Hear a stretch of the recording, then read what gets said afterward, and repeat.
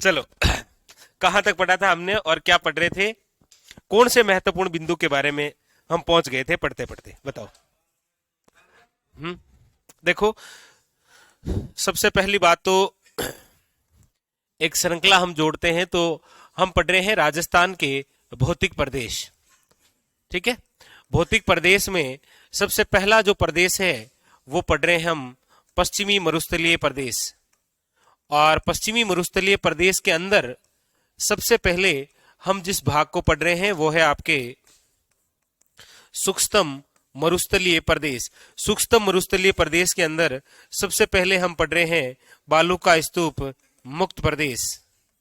और बालू का स्तूप मुक्त प्रदेश के अंदर अभी तक जो हमने पढ़ा है उसमें क्या क्या पढ़ लिया? एक तो हम्मादा पढ़ा है, और अच्छा एक जीवाश्म पार्क पढ़ा है, ठीक है, और एक पलाया झील वगैरह नहीं पढ़ी, पलाया, बालसन, बजादा, ये हम पढ़ रहे हैं। ये आपके सामने मैंने क्यों लिखा है?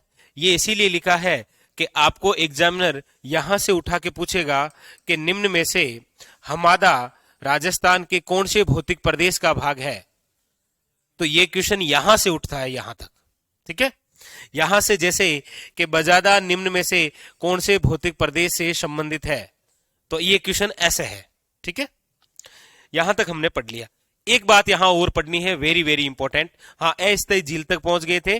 अस्थायी झील का मतलब ये झील तभी बनेगी जब वर्षा होगी, और वर्षा से निर्मित झील है पलाया, जो कि आपके सर्वाधिक किस जिले में है? बस, चलिए बोर्ड पर देखिए। दूसरे जिस बिंदु के बारे में आज हम पढ़ेंगे, बालू का स्तूप मुक्त प्रदेश में, ठीक है। कितने प्रतिशत है?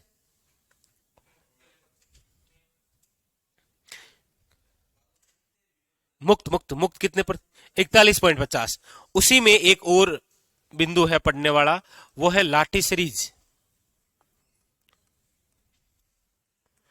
कौन सी सीरीज है? लाठी सीरीज। ये क्या होता है लाठी सीरीज, इसको समझिएगा। देखिए, हाँ, ये जहां तक आपने लिखा है ना उसके जस्ट आगे ही है, बालू का स्तूप मुक्त प्रदेश में ही अगला बिंदु है लाठी सीरीज। बोर्ड पर देखिए। देखिए, एक स्थान है,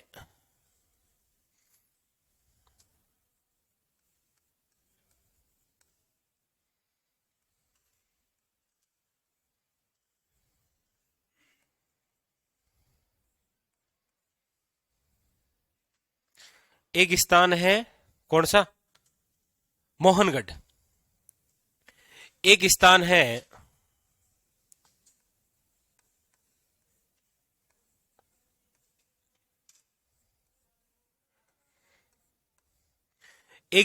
आपके सामने मोहनगढ़, और एक स्थान कौन सा है? पोखरण।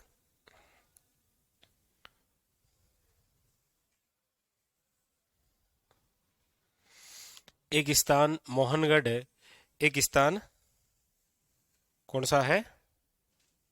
पोखरण, ठीक है। दो स्थान लिखे हैं आपके सामने। दोनों ही स्थान कहां पर है? वर्तमान जैसलमेर जिले के अंदर, मोहनगढ़ और पोखरण। मोहनगढ़ से लेकर पोखरण के मध्य,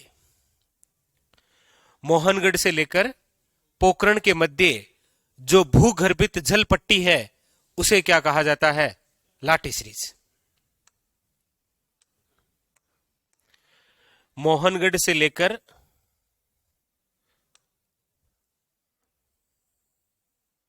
पोखरण के मध्य, मोहनगढ़ से लेकर पोखरण के मध्य जो भूगर्भित जल पट्टी है, इसी भूगर्भित जल पट्टी को क्या कहा जाता है? याद रखिएगा, लाठी series. Direct one liner question आ जाए कि लाठी सीरीज की जगह श्रृंखला आ सकता है, कि लाठी श्रृंखला क्या है, तो आपको याद रखना है भूगर्भित क्या है? जल पट्टी। यानी कि पाकिस्तान के साथ सीमा लगाने वाला जो जिला है जैसलमेर, उस जैसलमेर के अंदर मोहनगढ़ से लेकर पोखरण के मध्य भूमि के अंदर एक ऐसा भाग है जहां पर पानी पानी है, वही वही भूगर्भित जल पट्टी, यानी कि भूमि के अंदर एक ऐसी पट्टी जहां पर क्या है, केवल जल ही जल है, वो पट्टी कहलाती है कौन सी, लाटी सीरीज। तो लाटी सीरीज क्या है, तो भूगर्भित जल पट्टी। ये कहां पर है, कहां पर है ये, याद रखिएगा, जैसलमेर। इस भूगर्भित जल पट्टी की यदि हम बात करें तो याद रखिएगा, इसकी जो चौड़ाई है वो तो कितनी है, चौड़ाई तो याद रखना है 60 मीटर, और लंबाई कितनी है, तो 75 से 80 मीटर। ये इसकी चौड़ाई और क्या है, लंबाई। बात सबसे इंपॉर्टेंट यह है कि मोहनगढ़ से लेकर पोखरण के मध्य ये जो भूमि के अंदर जल है, ये आया कहां से था, ये कहां से आया, ये किसका अवशेष है। डायरेक्ट क्वेश्चन आए, लाटी सीरीज जो कि एक भूगर्भित जल पट्टी है, निम्न में से ये किसका अवशेष है, तो आपको याद रखना है कि ये जो भूगर्भित जल पट्टी है, ये है आपके प्राचीन प्राचीन सरस्वती, या इसे बोलते हैं घग्गर, या इसे आप ये भी तो बोल सकते हैं द्रवेशवती नदी, नदी का अवशेष है।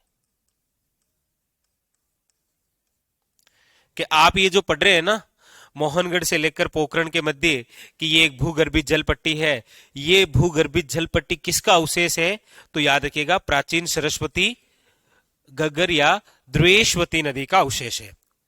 ये कौन सी समिति ने बताया, कोई एक समिति बनी होगी भाई। अचानक से यदि पता चले कि गोपालपुरा बाईपास यानी कोटिली क्लासेस से लेकर, पहली कोटिली क्लासेस की बिल्डिंग से लेकर दूसरी कोटिली क्लासेस की बिल्डिंग के बीच में सोना है, सोना मतलब वैसे नहीं सोना है, तकिया लगा नहीं सोना, वो सोना है, गोल्ड है तो मतलब एजेंसी आएगी बहुत सारी एक कमेटी बनेगी और पता करेगी कि यहां से लेकर वहां तक ये सोना ही क्यों मिल रहा है, क्या यहां से वहां तक कोई गोदाम है। इसका मतलब मोहनगढ़ से लेकर पोखरण के मध्य जब ऐसी सूचना मिली कि यहां पर क्या है, भूगर्भित जल पट्टी, तो एक समिति बनाई गई जिसका नाम था, ये जानकारी किसने दी थी कि ये प्राचीन सरस्वती नदी का भाग है, तो याद रखिएगा वो है आपके के वालदिया समिति। इसने रिपोर्ट दे दी थी 26 नवंबर 2016 और कहा कि ये जो भूगर्भित जल पट्टी है, ये किसका भाग है, प्राचीन सरस्वती का। अब भूगर्भित जल पट्टी है, सिंपल सी बात है, पता चल गया यहां पर पानी है तो पानी को निकालना भी है। निकालने के लिए यहां पर नलकूप लगाए गए थे। क्या लगाए गए थे, नलकूप।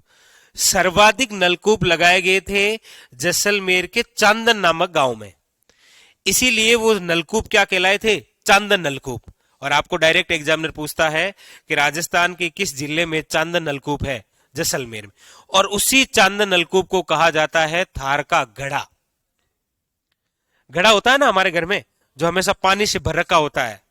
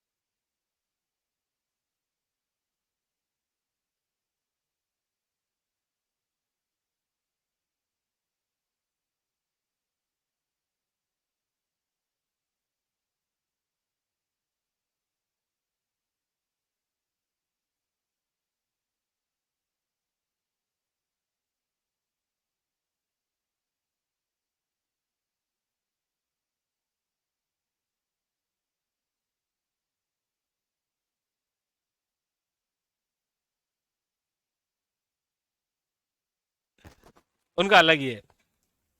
तो ये भूगर्भीय जल पट्टी है। अब इसको बाहर निकालने के लिए क्या लगाए गए थे? नलकूप। और सर्वाधिक नलकूप लगाए गए थे चांदन में, इसीलिए उनके नाम भी क्या कहलाए थे? चांदन नलकूप। इसी चांदन नलकूप को कहा जाता है, याद रखिएगा, इंपॉर्टेंट, थार का घड़ा। थार का घड़ा।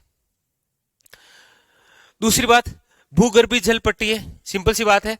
आप सब जानते हैं कि ऐसा कोई भूभाग जहां पर यदि पानी है आसपास में और उस पानी को निकाला जा रहा है, इसका मतलब आसपास का जो इलाका होगा वो थोड़ा हरा भरा होगा हरा भरा ही होगा, सिंपल सी बात है।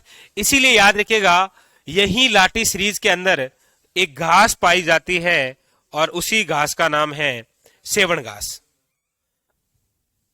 यहां थोड़ी सी घासवास बना देते हैं।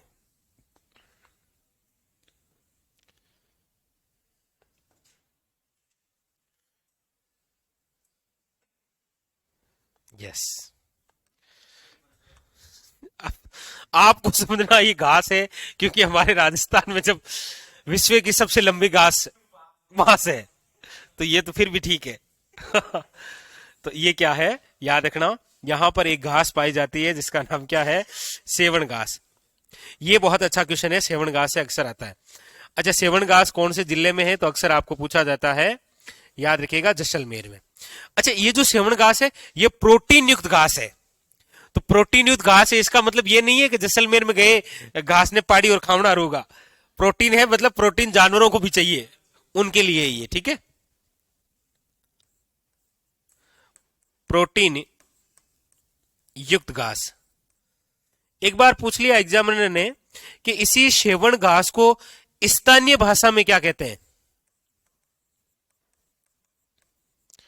तो आपको याद रखना है कि इसी सेवण घास को स्थानीय भाषा में कहा जाता है लिलोण।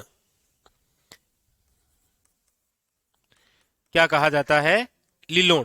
वैसे हम यहां पर पढ़ेंगे, आगे जब वनस्पति पढ़ेंगे तो यहां पर हम पढ़ेंगे कि राजस्थान के पश्चिमी भाग में जो वनस्पति पाई जाती है उसका नाम है मरूदभिद वनस्पति। और उसी वनस्पति के तहत यहां पर सेवण है, यहां पर धामण है, यहां पर करंज है, यहां पर निपेन है, यहां पर मोपेन है, यहां पर करड़ है। इस प्रकार की क्या है, प्रमुख घासें पाई जाती है। उनमें एक घास है जो आपको कहां मिलेगी? लाठी सीरीज में, जिसका नाम क्या है? सेवण घास। ये जो सेवण है, याद रखिएगा, इसका जो वैज्ञानिक नाम है वो क्या है? तो याद रखिएगा, लसियारुस और शिडिकस, ये इसका क्या है? वैज्ञानिक नाम।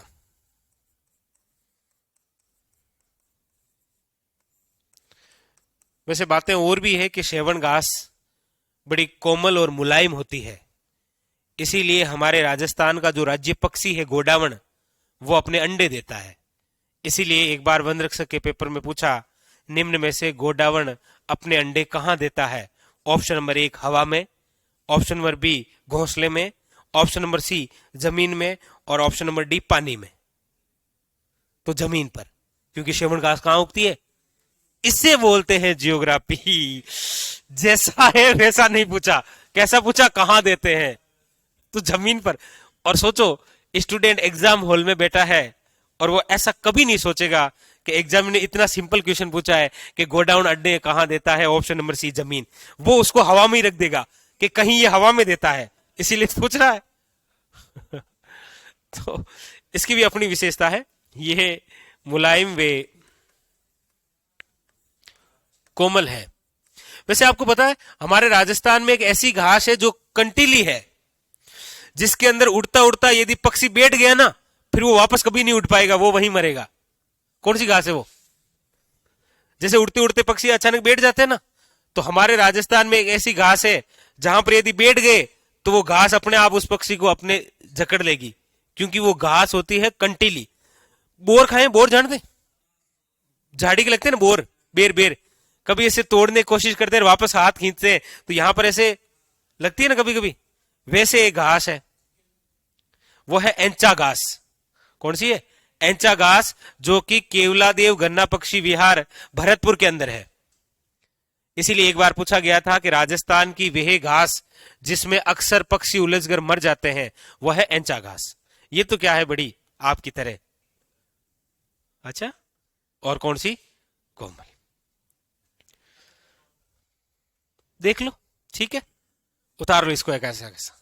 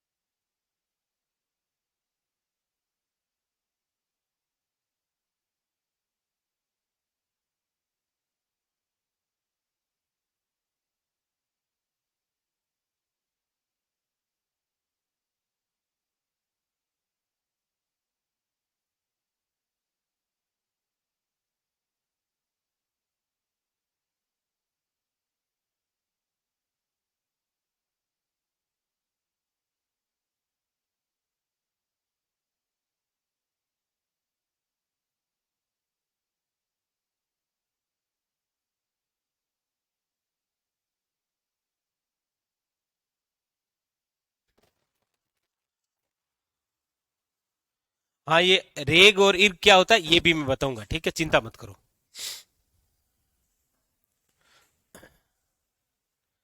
पोकरण और मेहरान, हाँ, यहां से लेकर यहां तक। ओह, यहाँ ये मीटर लिखा हुआ है क्या? फिर बोला नहीं आपने। मीटर होता है क्या, या किलोमीटर होता है? मैंने ध्यान नहीं दिया।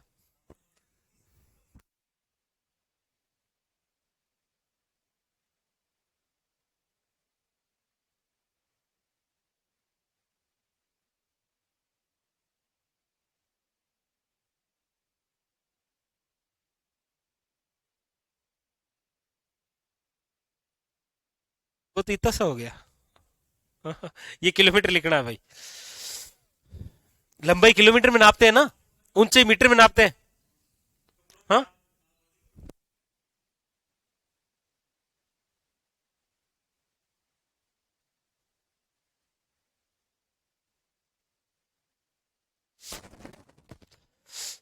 यहाँ किलोमीटर करना है भाई, लंबाई किलोमीटर में है, ऊंचाई मीटर में नापते हैं। हाँ, रेग और इर्ग ये दोनों मैं आपको एक साथ लिखूंगा, ठीक है।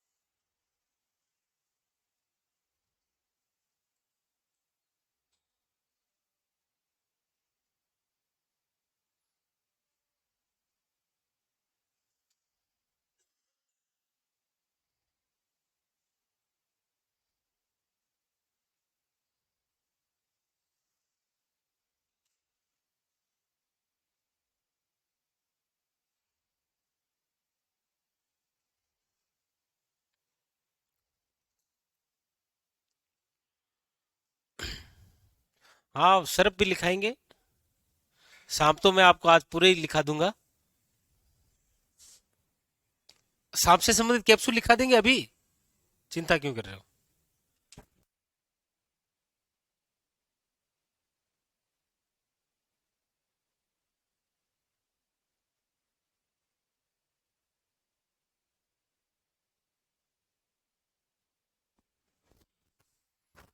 आगे बढ़े। नहीं जीतू, ऐसी कोई बात नहीं है, ठीक है। चलिए, लिख लिया। तो यहां से आपके सामने लाटी सीरीज क्या है या लाटी श्रृंखला क्या है। भूगर्भित जल पट्टी है, कहां है, जैसलमेर में। कितनी चौड़ी है, कितनी लंबी है। ये किसका अवशेष है, तो नदियों का। जानकारी कौन सी समिति ने दी थी, कब दी थी। यहां पर नलकूप है, और इसके अलावा यहां पर क्या है, घास पाई जाती है, ठीक है। और जैसा कि हमने कहा कि ये हम वनस्पतियों में और पढ़ेंगे, ठीक है। चले आगे। आगे चलो, जैसा कि इन्होंने कहा कि सर सांप के बारे में लिखा हो, तो हेडिंग डालो मास्टर कैप्सूल।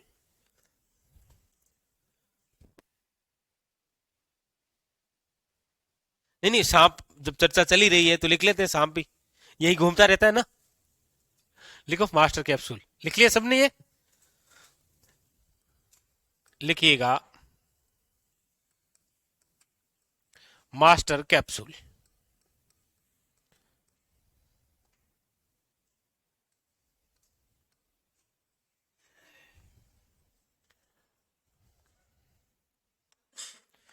स्टार लगा लीजिए, मास्टर कैप्सूल।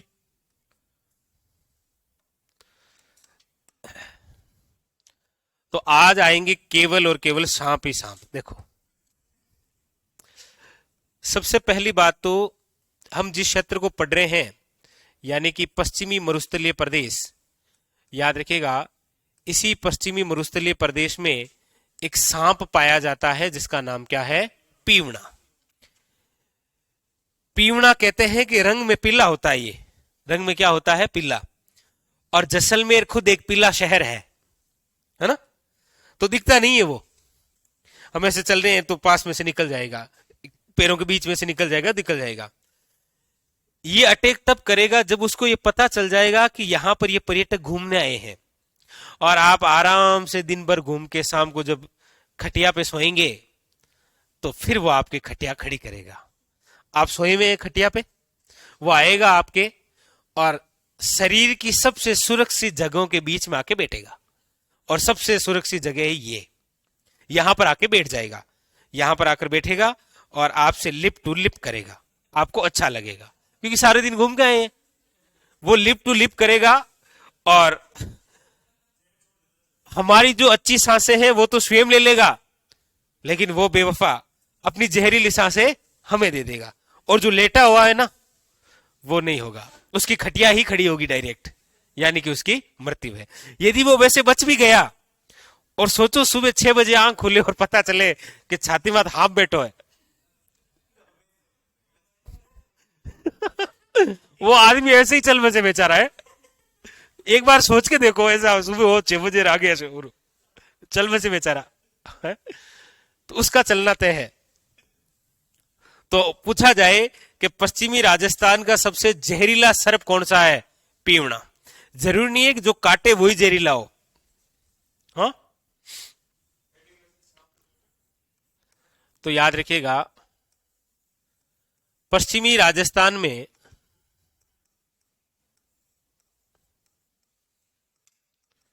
सबसे जहरीला सर्प, कहते हैं सोते हुए मनुष्य की सांसें पी जाता है ये। और सांस में सांस आती है किसको, इसको, हमारी चली जाती है ना। और ये, इसका रंग कैसा होता है, पीला।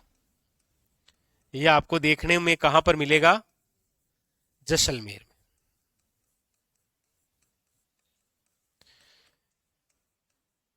लेकिन यदि आपकी इच्छा हो कि नहीं सर मैं सांपों के साथ खेल के आऊंगा, कोई राजस्थान में ऐसा स्थान बताओ जहां पर एक दो सांप इधर ऐसे गले में डाल लिए, हाथ में डाल लिए, देखते हैं ना बहुत सारे लोग करते हैं। तो हमारे राजस्थान में इसके लिए एक पार्क भी बना हुआ है, स्नेक पार्क। बोले तो सर्प उद्यान। और ये स्नेक पार्क या सर्प उद्यान कहां पर बना हुआ है? याद रखिएगा, कोटा। आप कहेंगे नहीं सर, विचार नहीं है, हमें कोई ऐसा अभयारण्य बताओ जो सांपों के लिए प्रसिद्ध हो। तो फिर आपको याद रखना है, सांपों के लिए प्रसिद्ध अभयारण्य कौन सा है जहां पर आप जाएंगे तो आपको लगभग सांप मिल ही जाएंगे। सांपों के लिए प्रसिद्ध अभयारण्य कौन सा है? तो आपको याद रखना है शेरगढ़ अभयारण्य। शाबाश, शेरगढ़ अभयारण्य कहां पर है? 12 में। इसीलिए तो कोटा में क्या बना दिया? Snake park. बोला ज्यादा होंगे तो इधर आ जाएंगे। और हमारे राजस्थान में जो सांप है ना, उनमें 99% ऐसे सर्प हैं जिनके काटने से हमारे शरीर में कोई ज्यादा प्रभाव नहीं पड़ता है। ऐसे हल्का सा बुखार इसीलिए आ जाता है क्योंकि डर लगता है कि सांप ने काटा है। वो बुखार आने की वजह भी क्या है? पता चले कि सांप ने काट लिया तो बुखार आ जाता है। इसीलिए हमारे राजस्थान में सांपों के देवता किन्हें कहा जाता है? अच्छा, तो फिर नाग देवता किसे कहा जाता है? किसको? नाग जी, शाबाश। नाग देवता है, नाग जी लिख लो। ना ना, नाग देवता तेजा जी। और वो कौन है सांपों के देवता? गोगा जी। गोगा जी का प्रतीक चिन्ह है ना, पत्थर पर अंकित सर्प। गोगा जी के पुत्र का नाम क्या है? गोगा जी का पुत्र भी था ना।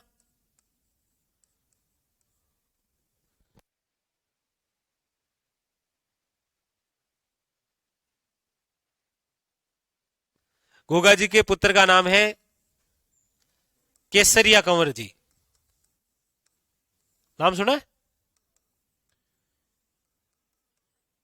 इन्हें भी सांपों के ही देवता कहते हैं। तो लिख लो ये सारे सांप। तो ये आज आपके क्या हो गए? Master capsule for snake.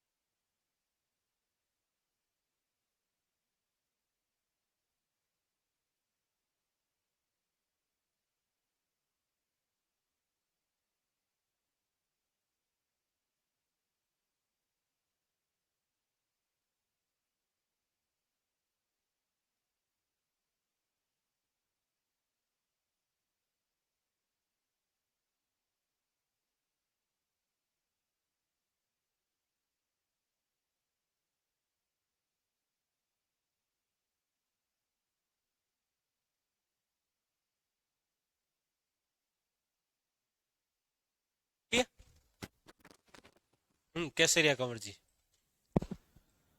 हाँ कानाराम, ये आपको हमारी टेक्निकल टीम बताएगी।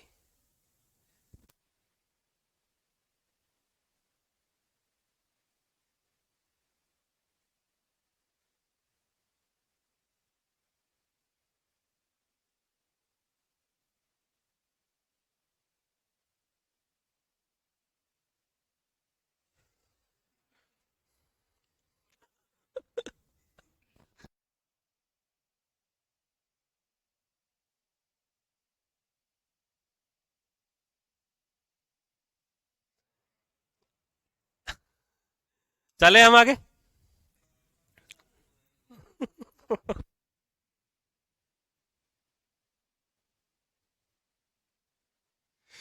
लिख लिया?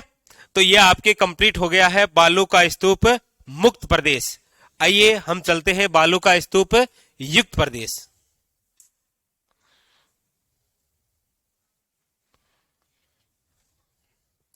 नेक्स्ट आगे देखिए। अब आप हेडिंग लगाइए,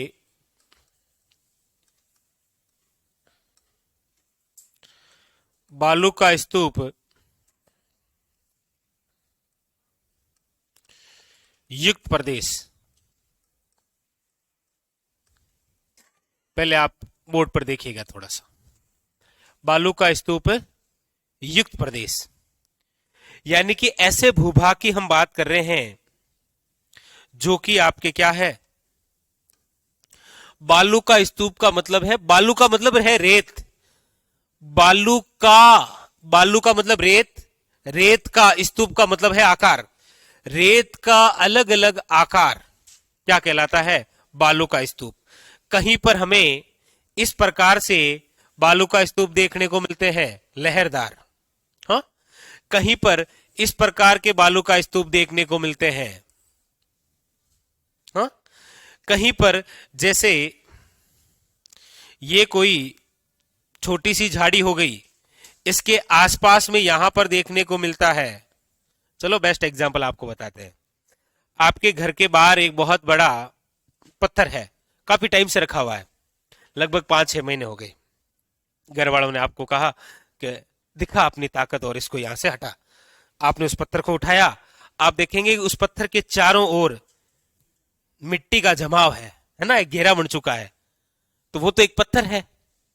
अब जैसलमेर के क्षेत्रों में वैसे कुछ ऐसा क्षेत्र है जो वनस्पति रहित है, तो वहां पर तो केवल ऐसे आपको क्या मिलेंगे, धोरे ही धोरे। अब इसमें भी अलग अलग बातें हैं। आपको इतना समझ में आया ना कि बालू का स्तूप क्या है, रेत के टीले जो हवाओं के साथ बदलते रहते हैं। जैसलमेर में आप देखेंगे कि जब हवा चलती है ना, तो ये जो जहां यहां टिल्ला है, ये यहां से धीरे धीरे हवाओं के साथ उड़ते उड़ते कहां चला जाता है, यहां पर। इसीलिए एग्जामिनर पूछता है कि राजस्थान में भ्रमणशील बालू का स्तूप क्या कहलाता है, यानी कि जो भ्रमण करते रहता है उसे कहा जाता है धरियन। आगे हम पढ़ेंगे क्या बोलते हैं उसे, धरियन। जैसलमेर की मिट्टी की खास बात है, आप उसमें जाके लोटपोट भी होंगे ना, लोटपोट का मतलब समझ गए, ऊपर नीचे इया इया माता में, तो आपके कपड़ों पर कभी वो मिट्टी लगती नहीं है। और एक आपा आपाल मिट्टी में लेट गए ना, चाहे रिन हो और चाहे निरमा हो, वो दाग अच्छे हैं, नहीं जाएंगे वो, है ना। लेकिन जैसलमेर की मिट्टी की अलग बात है, वो अलग है। लोग वहां रेत में घुसने के लिए जाते हैं, जैसलमेर में रेत देखने के लिए लोग जाते हैं, देखो। और लोग कहते हैं मारवाड़ में कुछ नहीं है। हमारे मारवाड़ में रेत की इतनी कीमत है कि लोग देखने आते हैं। और जैसलमेर की रेत तो फिल्मों में जग जाहिर है ना।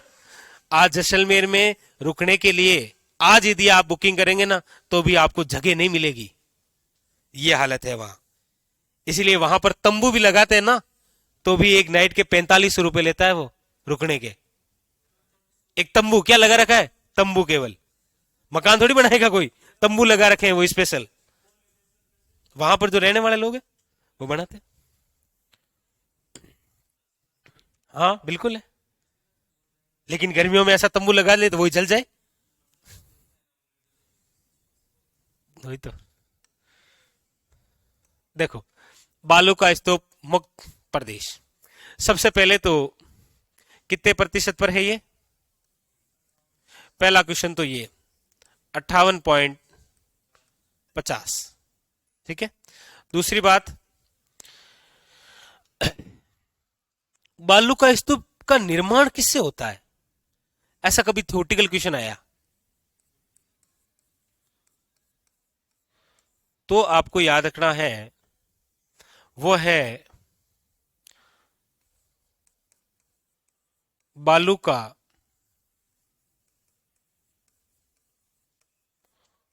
अपर्दन से। अपर्दन का मतलब होता है स्थानांतरण। मिट्टी का जब स्थानांतरण होता है, बालू जब स्थान बदलती है, तब क्या बनते हैं, अलग अलग बालू का स्तूप। अभी जैसे एग्जांपल बताया ना, हवा जब चलती है तो यहां से अचानक से रेत का टीला उड़ता है और आगे जमा हो जाता है, वो तो बालू का अपर्दन से, याद रखिएगा। दूसरी बात है कि ये जो बालू का स्तूप है, आपको पूछ लिया जाए कि बालू का स्तूप का स्थानांतरण निम्न में से कौन से माह में होता है सर्वाधिक, बड़ा अच्छा क्वेश्चन है। राजस्थान में बालू का स्तूपों का स्थानांतरण निम्न में से किस समय होता है? तो याद रखिएगा, मार्च, जून और जुलाई, इन माह में सर्वाधिक होता है। ठीक है, मैक्सिमम देखने को मिलेगा आपको, सर्वाधिक। दूसरा, आपको पूछा जाए कि सभी प्रकार के बालू का स्तूप, सभी प्रकार के बालू का स्तूप कौन से जिले में बनते हैं? तो फिर आपको याद रखना है जोधपुर में। सभी प्रकार के बालू का स्तूप आपको कहां पर देखने को मिलेंगे? जोधपुर में। लेकिन सर्वाधिक सर्वाधिक यदि आपको बालू का स्तूप देखना है तो ये तो आपको कहां पर देखने को मिलेंगे? जैसलमेर।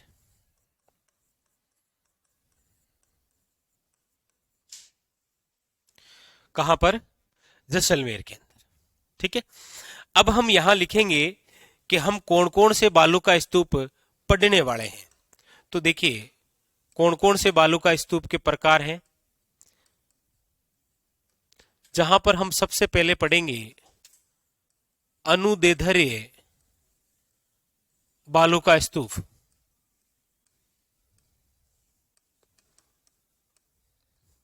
हम पढ़ेंगे अनुप्रस्थ बालू का स्तूप। ये पीछे नाम डिलीट कर दूं क्या? क्योंकि पढ़ वैसे भी क्या रहे हैं, बालू का स्तूप। तो अनुदैर्ध्य बालू का स्तूप, अनुप्रस्थ बालू का स्तूप, ठीक लग रहा है? बरखान बालू का स्तूप, शीप बालू का स्तूप,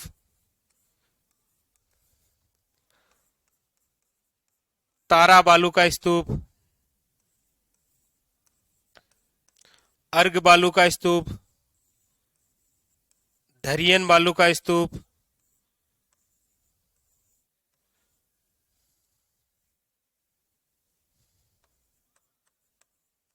नेटवर्क बालू का स्तूप। क्वेश्चन आया था निम्न में से कौन सा बालू का स्तूप का भाग नहीं है? ऑप्शन में था सीप, तारा, बरखान और थली। तो याद रखना है थली। वैसे थली एक लैंग्वेज है, ठीक है, और वैसे मरुस्थल का ऊपरी भाग क्या कहलाता है? थली। वो आगे हम शब्दावली में लिखेंगे। तो इस प्रकार के क्वेश्चन आते हैं आपके सामने। ये सारे बालू का स्तूप है जिनको हमें पढ़ना। इनके साथ में हम और भी बहुत सारी चीजें ऐड करेंगे। जैसे यहां पर आपके सामने नाम नहीं लिखा है मैंने रेखे बालू का स्तूप, आपके सामने मैंने नाम नहीं लिखा है कि पौना अनुमुखी या पौना अनुवर्ती, या फिर आपके सामने कारवा या घासी क्या है, ये शब्दावली में आएगी। ठीक है, हाँ? ना ना, युक्त में है सारे। बालू का स्तूप मुक्त का मतलब तो है जहां रेत है ही नहीं। मुक्त का मतलब क्या है? जहां पर रेत नहीं है, वो स्थान पढ़े हमने। अब हम वो पढ़ रहे हैं जहां पर रेत ही रेत है। कॉपी भर जाएगी, देख लेना, ध्यान रखना। लिखो लिखो, बालू का स्तूप युक्त प्रदेश लिखिए।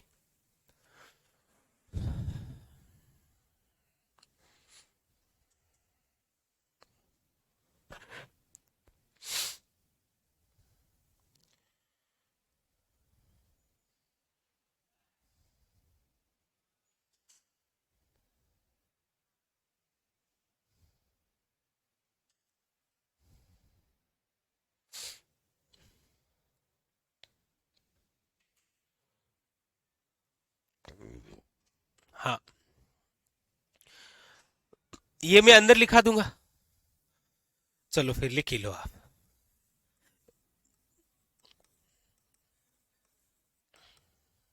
सब्र काफिज, ये भी एक बालू का स्तूप है। नंबर 10 पेराबोलिक, ये भी एक बालू का स्तूप है। ठीक है,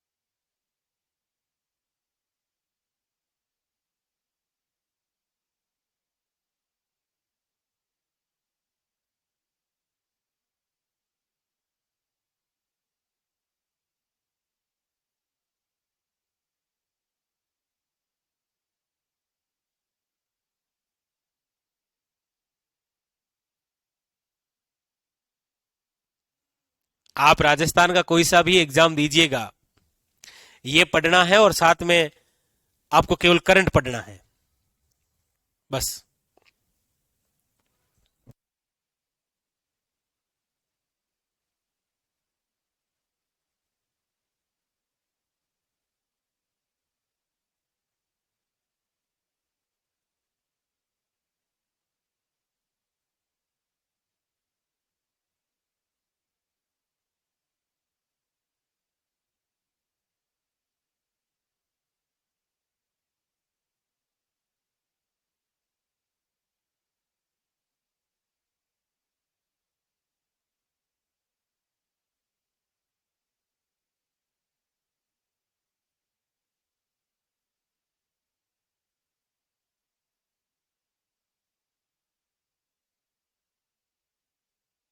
ई रे गे इर्ग, इर्ग या फिर हम पढ़ेंगे इसे अर्ग।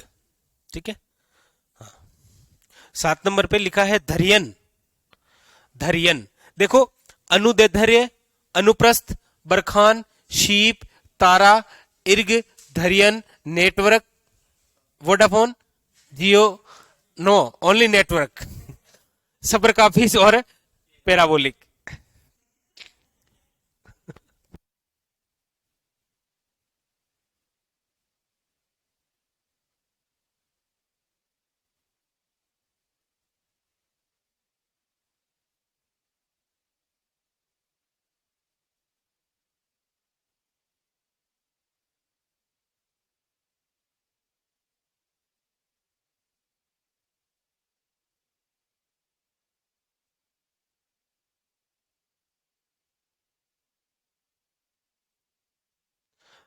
सुमन, वो आपको टेक्निकल टीम बताएगी।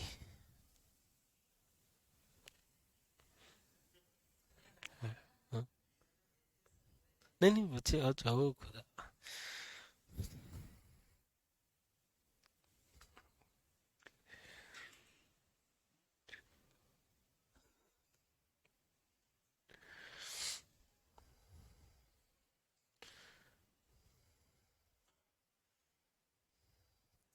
लिख लिए सभी ने? चले आगे।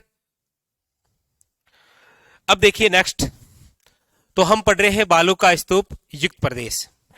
बालू का स्तूप युक्त प्रदेश का तात्पर्य यानी कि रेत के टिल्ले जो हवाओं के साथ अपनी अलग अलग संरचना का निर्माण करते हैं, वो कहलाते हैं बालू का स्तूप। ये जो अलग अलग निर्माण बना रहे हैं या अलग अलग जो संरचना है बालू का स्तूपों की, इसको सर्वप्रथम किस व्यक्ति ने बताया था? ऐसा कभी गलती से पूछ ले, आपको नहीं पूछा है लेकिन पूछ ले, तो आइए पूछ ले तो हम इसको लिख लेते हैं। सबसे पहले तो आप लिखिए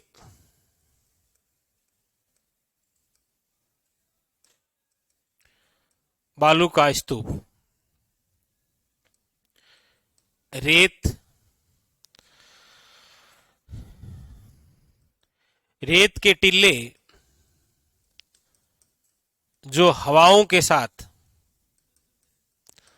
हवाओं या फिर यहां पर एक शब्द और यूज ले लेता हूं मैं अच्छा सा, हवाओं या पवनों के साथ बदलते रहते हैं।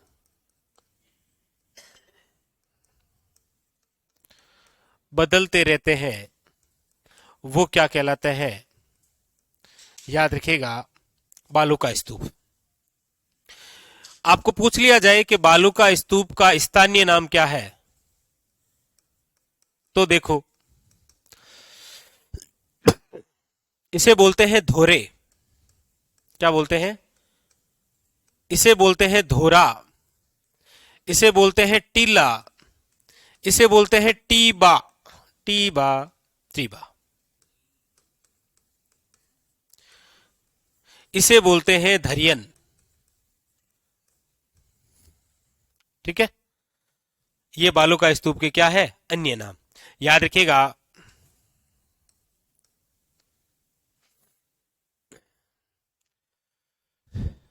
पहले आप ये लिखो, एक डेफिनेशन लिखो ये फटाफट। कई बार क्या होता है कि एग्जामिनर इस प्रकार से क्वेश्चन पूछ लेता है।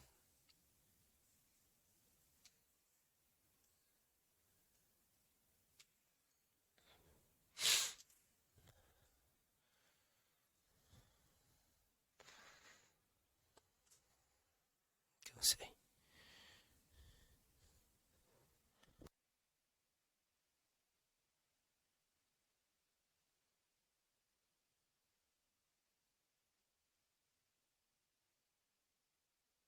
होती है क्लास, कल्चर की होती है, जियोग्राफी की होती है।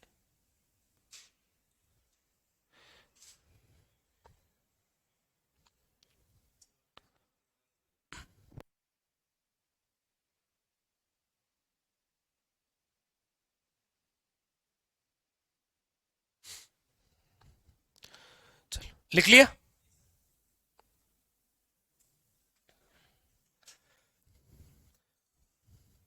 अगली लाइन से लिख लीजिएगा।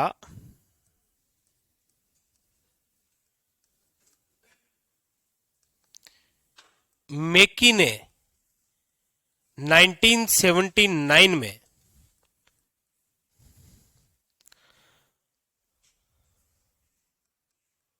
बालूका स्तूप की या बालूका स्तूप के निर्माण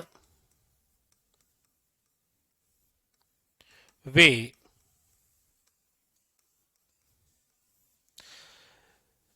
संरचना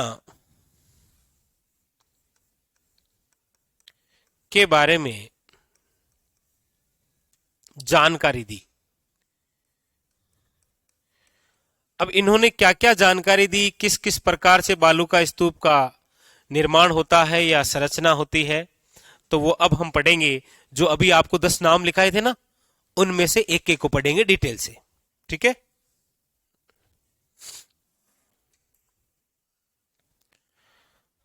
हाँ, धोरे चूरू में भी बहुत है, तो मैं लिखूंगा आगे कि रेगिस्तान मार्च हो रहा है। रेगिस्तान मार्च का मतलब है मरुस्थल का प्रसार हो रहा है, और मरुस्थल का जो प्रसार हो रहा है वो पश्चिम से पूर्व की ओर हो रहा है। ठीक है। अभी मुझे बहुत सारी बातें लिखानी है। मरुस्थल का ढाल लिखाना है आपको, कि मरुस्थल का जो ढाल है वो उत्तर दक्षिण से पूर्व पश्चिम की ओर है। मैं की वक्ति है। हम्म,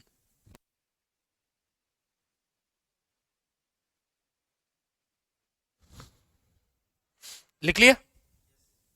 अब आप इस बोर्ड पर देखिए, एक एक बात को हम बहुत डिटेल से समझ रहे हैं। देखिए, सबसे पहले मैं बात कर रहा हूं जिस स्तूप के बारे में, वो है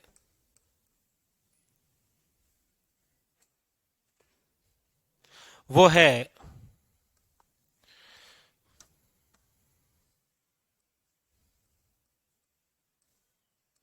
अनुदेधरे बालू का स्तूप।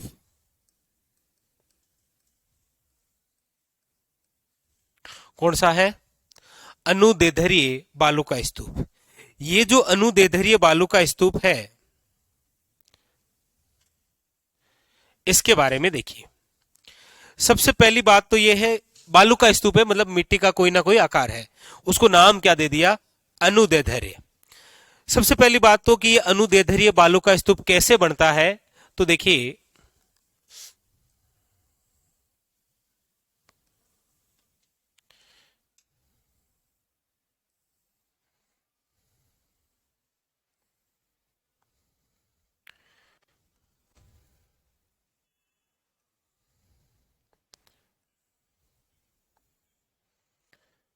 यानी कि जो लहरदार बालू का स्तूप है, वो बालू का स्तूप कौन सा है? अनुदैर्ध्य। ये कब बनेगा? जब यहां से चलेगी ये पवन, लेकिन शर्त है कि पवन की जो गति है वो क्या होनी चाहिए? धीमी होनी चाहिए।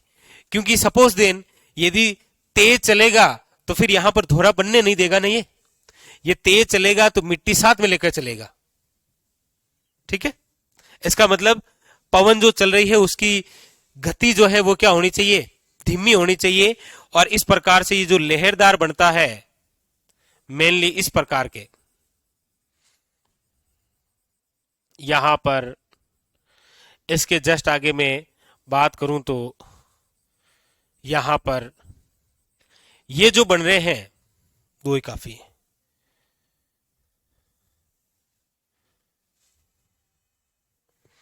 यहां पर बन गया जैसे एक यहां पर, इसके आगे और इस प्रकार से क्या बन गए, लहरदार। तो इस प्रकार से जो बालू का स्तूप बनते हैं, ऐसे आप ऐसे जैसलमेर जाएंगे तो आपको धोरे दिखेंगे इस आकार में, ऐसे दूर से दिखते हुए दिखेंगे ना। ये जो धोरे होते हैं ये क्या कहलाते हैं, अनुदैर्ध्य बालू का स्तूप। यानी कि ये कहां पर क्या चल रही है, पवन। और यहां पर क्वेश्चन आता है कि अनुदैर्ध्य बालू का स्तूप का निर्माण कैसे होता है। तो याद रखिएगा, पवन की दिशा के समांतर, समांतर हो रहा है ना, पवन की दिशा चल रही है, इसके समांतर जो जो बालू का स्तूप बनते जा रहे हैं वो कौन से बालू का स्तूप कहलाते हैं, अनुदैर्ध्य बालू का स्तूप। लेकिन शर्त क्या है, शर्त यह है कि पवन की जो गति है वो धीमी होनी चाहिए। पवन की दिशा तो है समांतर, लेकिन पवन की गति कैसी है, धीमी। यानी कि पवन की दिशा के समांतर बनने वाले बालू का स्तूप क्या कहलाते हैं, अनुदैर्ध्य बालू का स्तूप। अब ये जो दो है बालू का स्तूप, इन दोनों के बीच के भाग को क्या कहते हैं,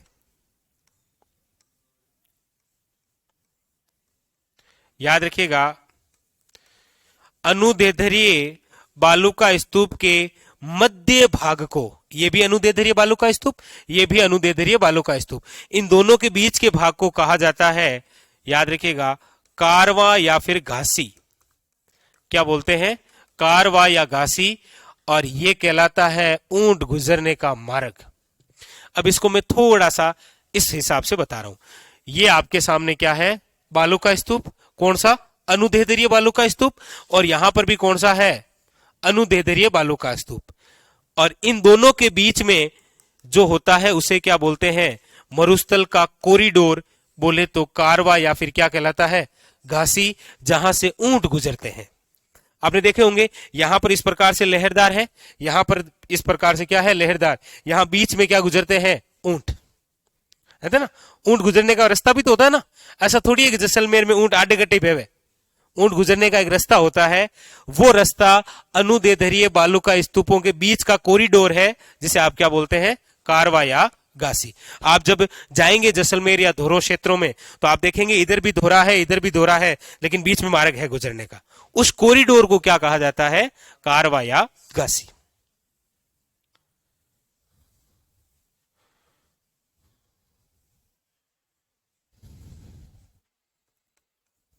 ऊंट गुजरने का मार्ग वो कहलाता है कारवा या फिर घासी। अब इसको देखिए, अनुदैर्ध्य बालू का स्तूप। अनुदैर्ध्य जो बालू का स्तूप है, इसकी ऊंचाई कितनी हो सकती है, ये कितना ऊंचा बन सकता है। तो याद रखना है कि इसकी जो ऊंचाई है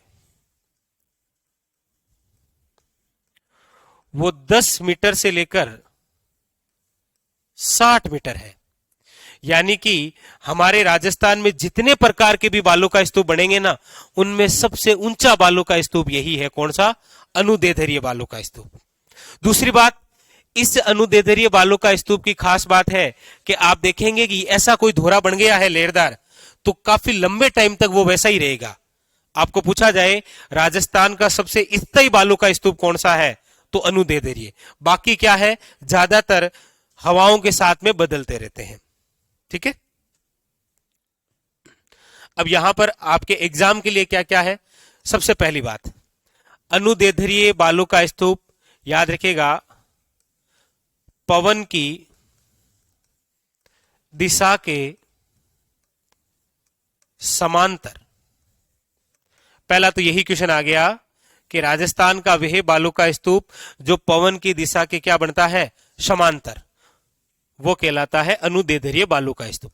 दूसरी बात है, यहां पर शर्त यह है कि पवन की जो गति है वो क्या होनी चाहिए, मंद या धीमी। ये जो अनुदैर्ध्य बालू का स्तूप है, याद रखिएगा, इसकी ऊंचाई कितनी है, तो याद रखिएगा 10 से लेकर 60 मीटर। ठीक है, याद रखिएगा, सबसे ऊंचे बालू का स्तूप की यदि आप बात करेंगे तो आपको यही दिखाई देगा। अगली बात, सबसे स्थायी बालू का स्तूप यही है, सबसे स्थायी बालू का स्तूप। याद रखिएगा, ये बालू का स्तूप सर्वाधिक कहां पर देखने को मिलेंगे? ये सर्वाधिक आपको देखने को मिलेंगे रामगढ़ क्षेत्र में। रामगढ़ क्षेत्र कहां पर है? याद रखिएगा, जैसलमेर में। कहां पर है ये? जैसलमेर के अंदर। लेकिन देखिए आगे,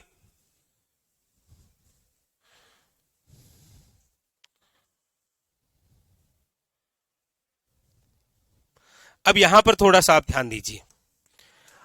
अभी तक हमने केवल सिंगल लिखा है, कौन सा? अनुदैर्ध्य बालू का स्तूप। अब इस अनुदैर्ध्य बालू का स्तूप के बहुत सारे अन्य नाम हैं। जैसे इस अनुदैर्ध्य बालू का स्तूप को हमने पढ़ा अभी कि ये धोरे किस प्रकार से हैं? इस प्रकार से लहरदार है। इसका मतलब हम इसको रेखीय बालू का स्तूप भी बोल सकते हैं। क्या बोल सकते हैं? रेखीय बालू का स्तूप। लेकिन सबसे पहले एक स्पेशल बात है जो कि मैं आपको लिखा देता हूं। याद रखिएगा, एक व्यक्ति हैं जिनका नाम है शोर महोदय। क्या नाम है? ध्यान दीजिएगा, यहां पर इंपॉर्टेंट बात है, शोर महोदय। शोर महोदय के अनुसार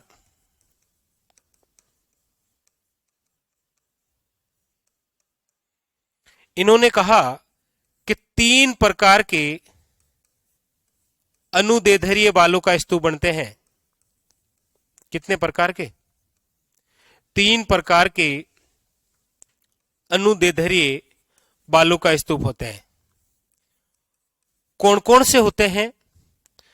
तो एक तो होता है, याद रखिएगा, शीप। आपको पूछा जाता है, आप आरएस का पेपर उठाएंगे, एसआई का पेपर उठाएंगे, तो वहां पर आपको देखने को मिलेगा कि शीप निम्न में से किस प्रकार का एक बालू का स्तूप है? याद रखिएगा, अनुदैर्ध्य बालू का स्तूप। यह सिंगल क्वेश्चन है केवल कि शीप किस प्रकार का बालू का स्तूप है? अनुदैर्ध्य बालू का स्तूप। याद रखिएगा। दूसरी बात है, वनस्पति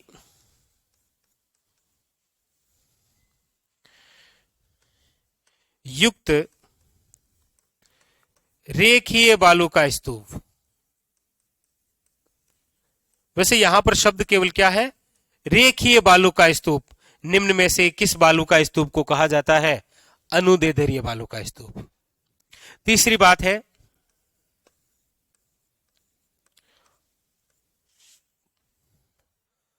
पौना विमुखी बालू का स्तूप भी किसे कहा जाता है? याद रखिएगा, अनुदैर्ध्य बालू का स्तूप। ये बात बता कौन रहे हैं? शोर महोदय। इन्होंने कहा कि 3 प्रकार के अनुदैर्ध्य बालू का स्तूप हो सकते हैं।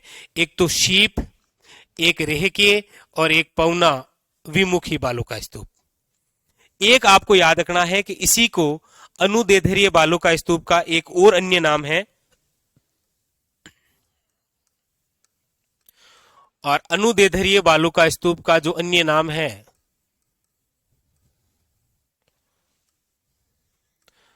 बालू का स्तूप को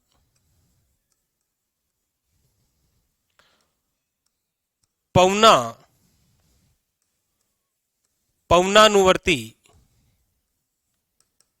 बालू का स्तूप कहा जाता है।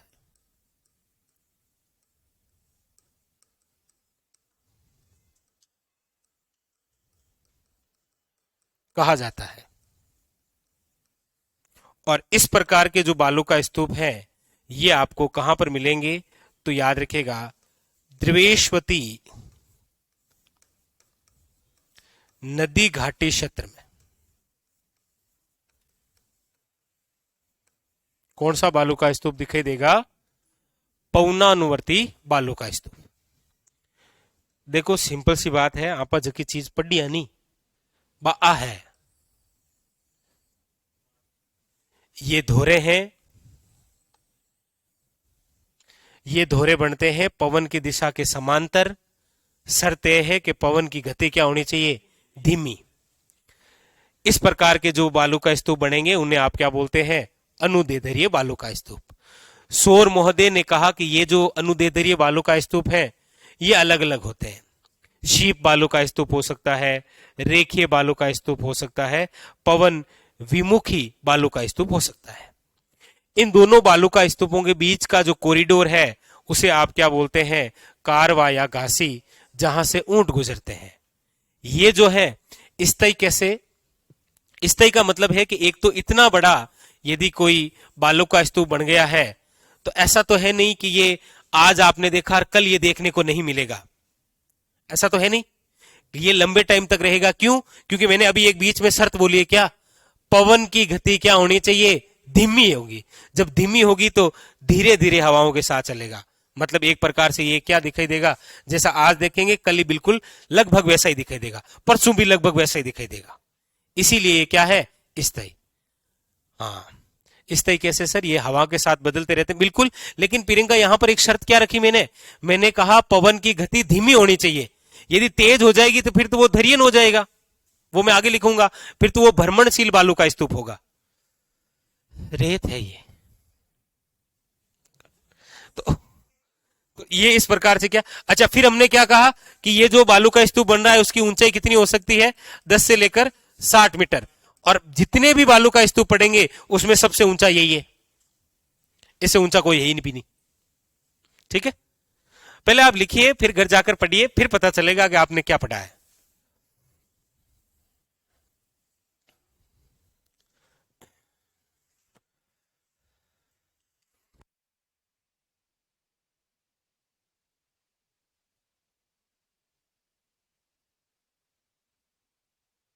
पहले आपको ये उतारना है, इधर से देखो, इधर से ये उतारना है, फिर ये उतारना है, फिर ये लाइन लिखनी है, और आखिरी में ये बनाना है कि इनके बीच का क्या भाग कहलाता है, कारवा या घासी। उतारो।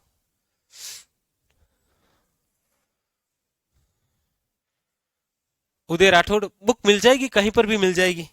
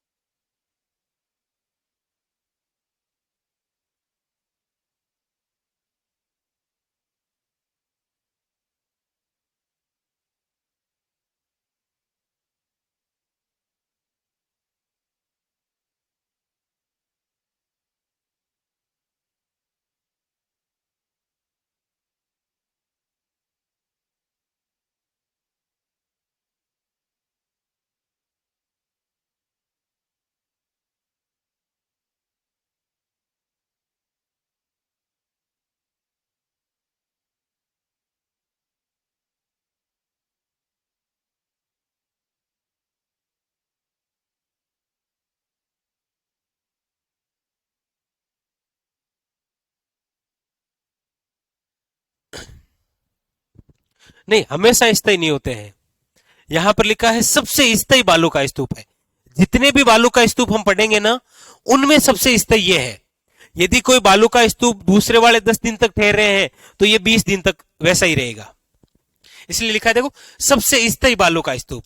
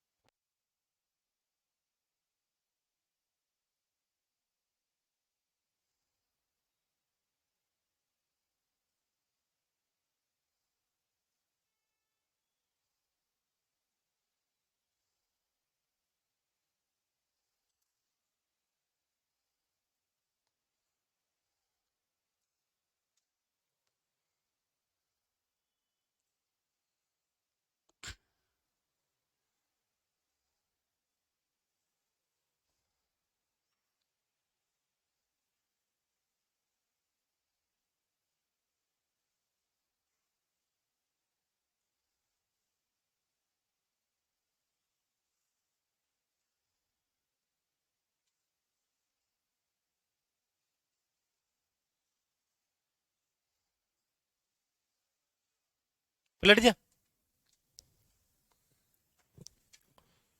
सभी लिख लिया।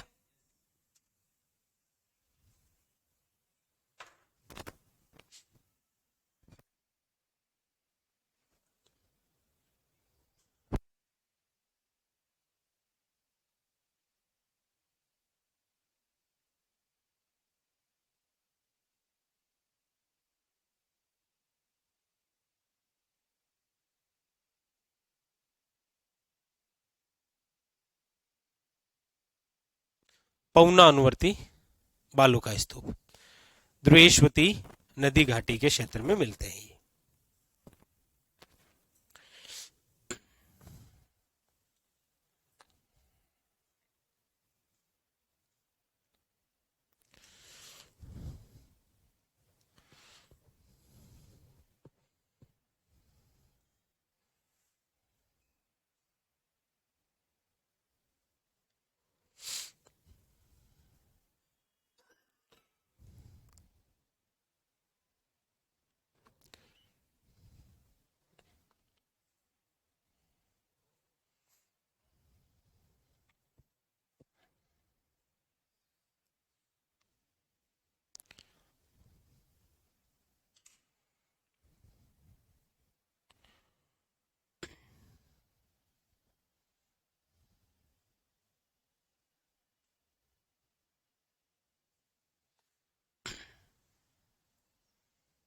लिख लिया।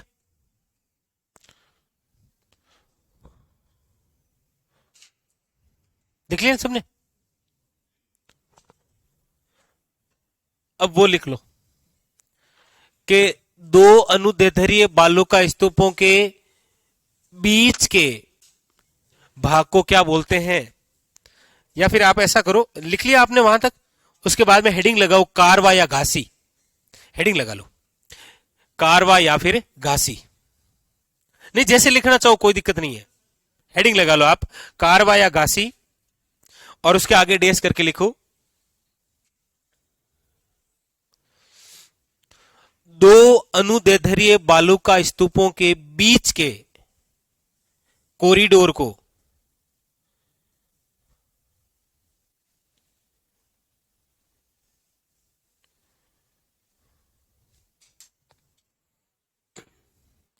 दो अनुदैर्ध्य बालू का स्तूपों के बीच के कॉरिडोर को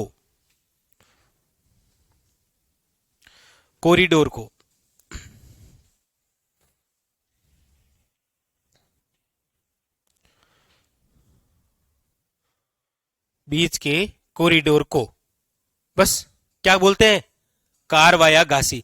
एक लाइन और लिख लेना जहां पर कारवा घासी लिखा ऊंट गुजरने का मार्ग।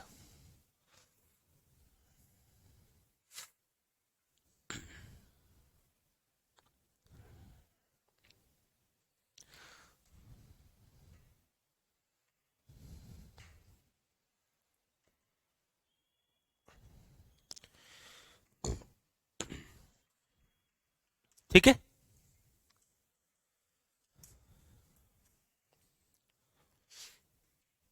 कंप्लीट। क्वेश्चन आरएस में तो ऐसा ही पूछा गया था, पवन की दिशा के समांतर बनने वाला बालू का स्तूप कौन सा है, अनुदैर्ध्य बालू का स्तूप। ऐसा ही में पूछा गया था सीप किस प्रकार का बालू का स्तूप है, अनुदैर्ध्य बालू का स्तूप। पूछा गया था जैसलमेर के रामगढ़ क्षेत्र में निम्न में से किस प्रकार का बालू का स्तूप पाया जाता है, अनुदैर्ध्य बालू का स्तूप। पूछा जाए राजस्थान में, अब देखो थ्योरेटिकल देखो, राजस्थान का वह बालू का स्तूप जो 60 मीटर की ऊंचाई पर बनते हैं लेकिन पवन की गति धीमी होती है, कौन सा बालू का स्तूप है। तो ऐसे इनमें से विशेषता देख के पूछ लेगा, ये पूछेगा यहीं से और आपके गलत नहीं होगा, ये आपको याद होगा। ठीक है, एक बार आरएसएस बोर्ड ने जैन के एग्जाम में यह पूछा कि पौना अनुवर्ती बालू का स्तूप निम्न में से कौन सी नदी घाटी के क्षेत्र में मिलते हैं, द्वेषवती नदी। ये वही है घग्गर नदी, प्राचीन सरस्वती। ठीक है, आइए आगे बढ़ते हैं, चर्चा करते हैं दूसरे बालू का स्तूप के बारे में। वो है आपके सामने अनुप्रस्थ बालू का स्तूप। वैसे ये जो अनुप्रस्थ बालू का स्तूप है ना, ये आपको दिखाई देंगे इस प्रकार से, अर्धचंद्राकार। कैसे दिखाई देंगे ये? अर्धचंद्राकार बालू का स्तूप है। कौन सा? अनुप्रस्थ बालू का स्तूप। लेकिन एक बार इसको हम समझते हैं ये किस प्रकार से क्या है वो देखिए। देखिए, अनुप्रस्थ बालू का जो स्तूप है इसको हम बोल सकते हैं समकोणीय बालू का स्तूप।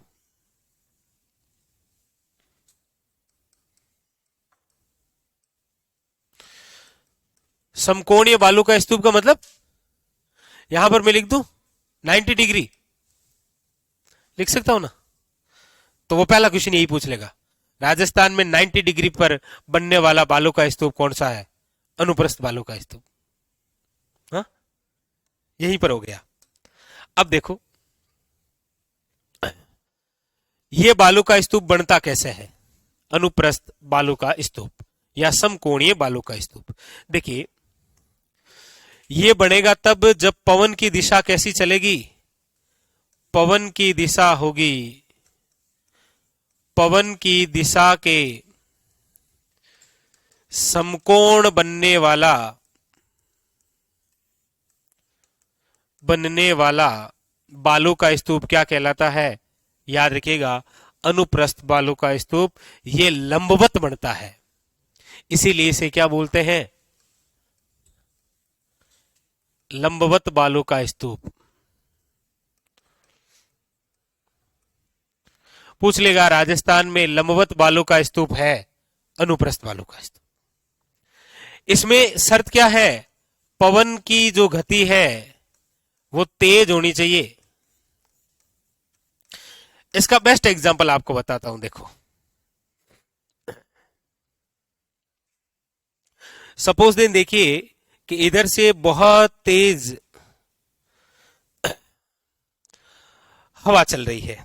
इसका बेस्ट एग्जांपल आप समझिए, देखिए 1 मिनट के लिए। ये समझिए ये कोई पहाड़ी है, ठीक है, एग्जाम्पल के तौर पर। ये क्या है? कोई पहाड़ी, और मैं इसका नाम ही लिख देता हूं, ये 56 की पहाड़ी है।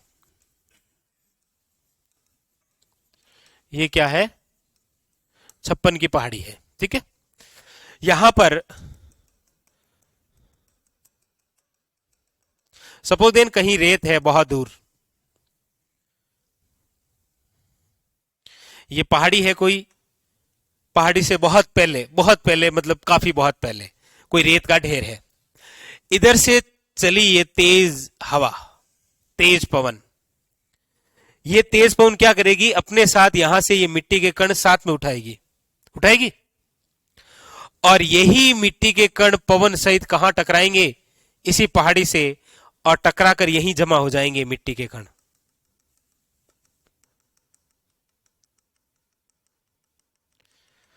आप अक्सर देखते हैं कि जब तेज हवाओं के साथ में आंधियां चलती है तब मजा भी आता है, लेकिन कपड़े भी गंदे हो जाते हैं, क्योंकि मिट्टी लग जाती है ना, वो ठंडा ठंडा अनुभव। और फिर बुजुर्ग बोल देते हैं कि ये हवा चली है मतलब बारिश आने वाली है। वो पता इसीलिए चलता है क्योंकि वो हवाएं ठंडी होती है। ठंडी होती है मतलब वो मिट्टी के कण तो लेके आई है, कहीं वो बीच बारिश में से गुजर के आई है, मतलब पीछे पीछे बादला भी आवे। तभी तो बुजुर्ग बोलते थे कि आंधी लार में आई, बोलता ना, आंधी लार में आई मतलब आंधी के पीछे बरसात आ रही है। कैसे पता चलता? क्योंकि वो जो आंधी चल रही है ना, उसका मजा कुछ और ही।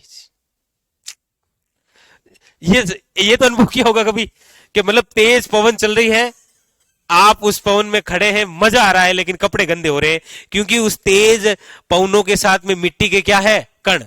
और वो मिट्टी के कण जाकर टकराएंगे पहाड़ी से, तो आप देखेंगे कि यहां पर मिट्टी के कण जमा हो जाएंगे। बेस्ट एग्जांपल एक आपको और बताऊं, आपका मकान है ये, ठीक है, इस मकान में यहां पर खिड़की है,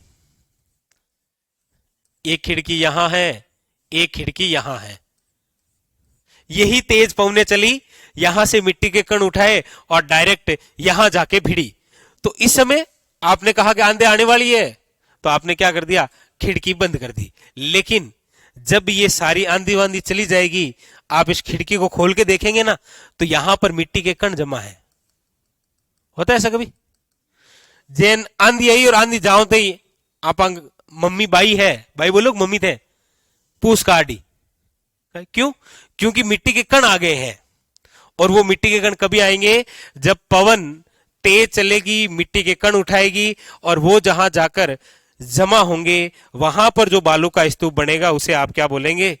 अनुप्रस्थ बालू का स्तूप। बस, ठीक ही तो है। लग तो रहा ठीक ही है, चल रही है पवन, चलने दो। आपके लिए क्वेश्चन क्या है?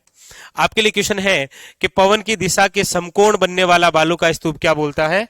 अनुप्रस्थ। इसीलिए इसे क्या बोलते हैं? समकोणीय। धीरे धीरे धीरे धीरे ये कितने डिग्री पर बन जाता है? 90 डिग्री पर।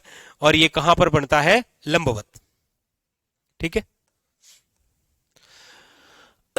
अच्छा, इसी अनुप्रस्थ बालू का स्तूप के बारे में एक बात और है। कौन सी? जैसे इसी के ही अन्य प्रकार है। अन्य प्रकार किसके अन्य प्रकार है?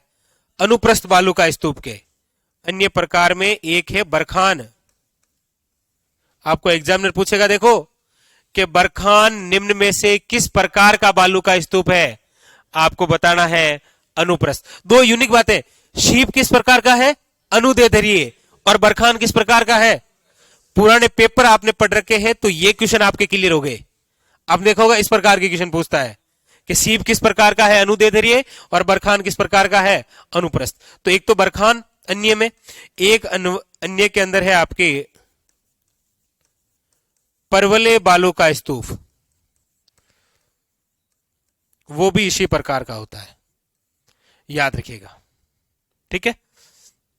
अब इस क्षेत्र की हम बात करेंगे तो ये कहां कहां पर मिलेंगे? देखो, पुंगल। पुंगल कहां है? बीकानेर,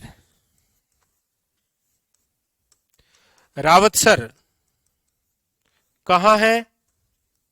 हनुमानगढ़। सूरतगढ़ कहां है?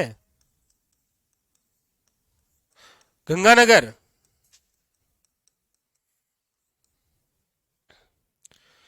ठीक है। जोधपुर,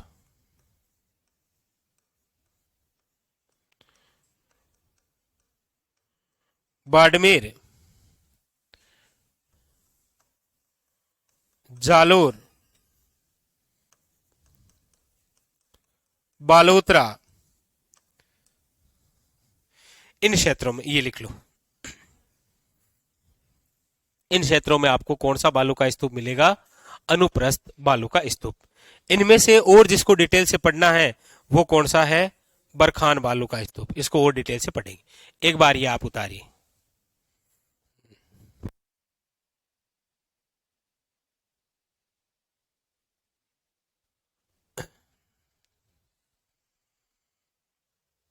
हम्म, सही है सिया। लेकिन इसके अलावा भी छप्पन की पहाड़ियों का विस्तार और भी है। बालोतरा में है, जालोर में है।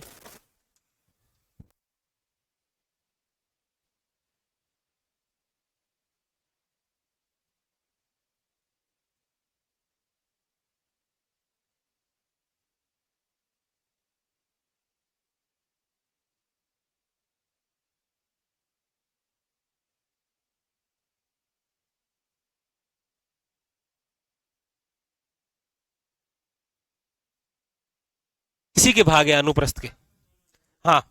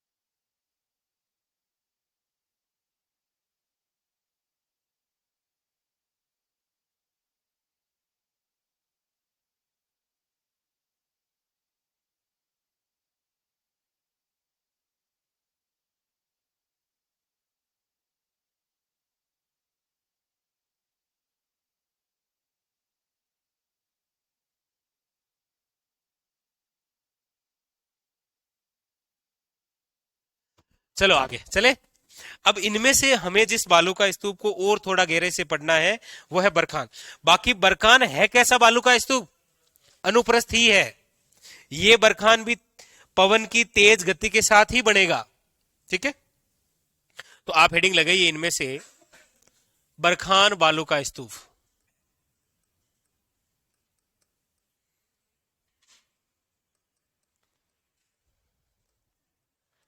बरखान बालू का स्तूप।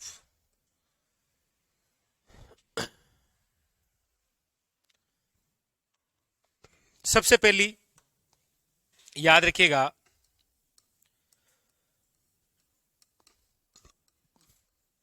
पवन की तेज गति के साथ, पवन की तेज गति के साथ, यानी कि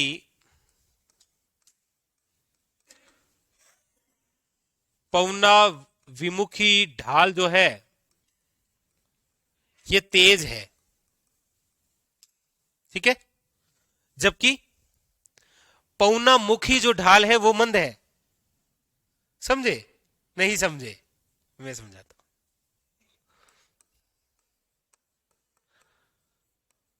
पवना मुखी ढाल तो क्या है?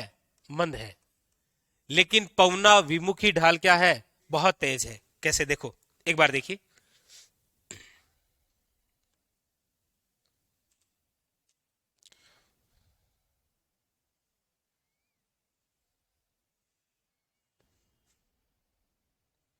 ये आपके सामने है, ये जो मुख है इसका बालू का स्तूप का, ये है पवना विमुखी ढाल, सॉरी पवना मुखी ढाल।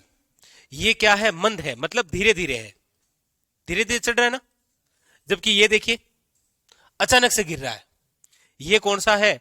पवना विमुखी ढाल, जो कि क्या है? तेज है बहुत ऐसे। और ये क्या है?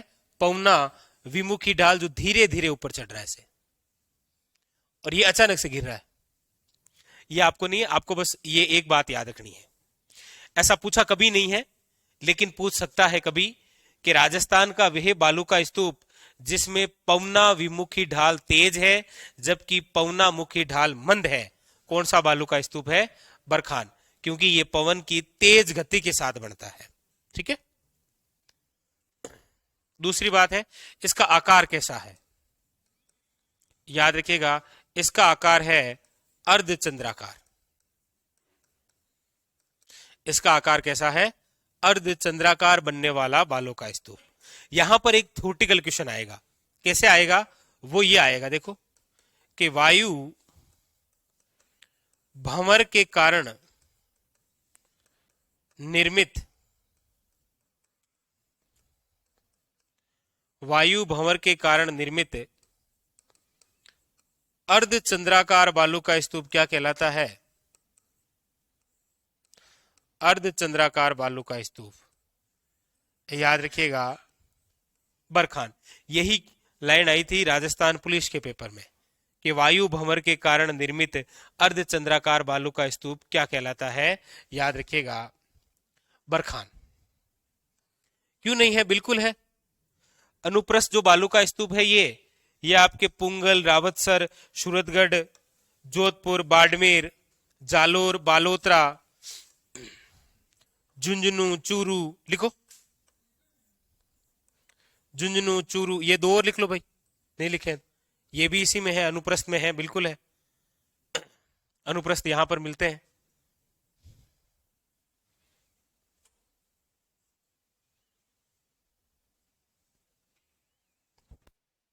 हाँ बिल्कुल,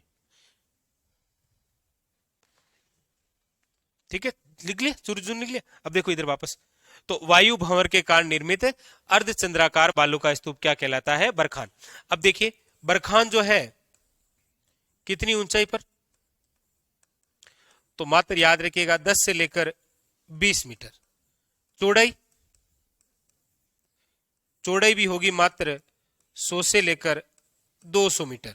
आपको पूछेगा कि राजस्थान का वह बालू का स्तूप जो 20 मीटर की ऊंचाई पर और 200 मीटर की चौड़ाई पर बनने वाला बालू का स्तूप जो 20 से लेकर 35 सेमी समवर्षा रेखा के मध्य बनता है, वो बालू का स्तूप कौन सा है? बरखान। कल हमने क्वेश्चन भी लिखा था। हाँ? तो ये 20 से लेकर 35 समवर्षा रेखा के मध्य बनता है बरखान बालू का स्तूप। अब देखिए, बरखान प्रसिद्ध, याद रखिएगा, भालेरी गांव। कौन सा है? भालेरी गांव, जो कि कहां पर है? चूरू के अंदर। यहां का प्रसिद्ध है आपके कौन सा? बरखान। देखिए, ये जो बरखान है, याद रखिएगा, इसकी सबसे पहली बात तो है कि ये तेज गति के साथ बनता है। इसका मतलब क्या है? सर्वाधिक गतिशील कोई बालू का स्तूप है तो वो कौन सा है? बरखान। देखो, अगली लाइन है, सर्वाधिक गतिशील।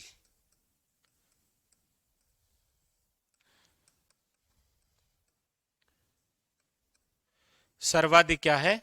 गतिशील बालू का स्तूप। यदि ये सर्वाधिक गतिशील बालू का स्तूप है, यानी कि पवनों की तेज गति के साथ यदि मिट्टी के कण चल रहे हैं, इसका मतलब किसान की जो फसल है वो सर्वाधिक नुकसानदायी, फसलों के लिए क्या है? सर्वाधिक नुकसानदायी।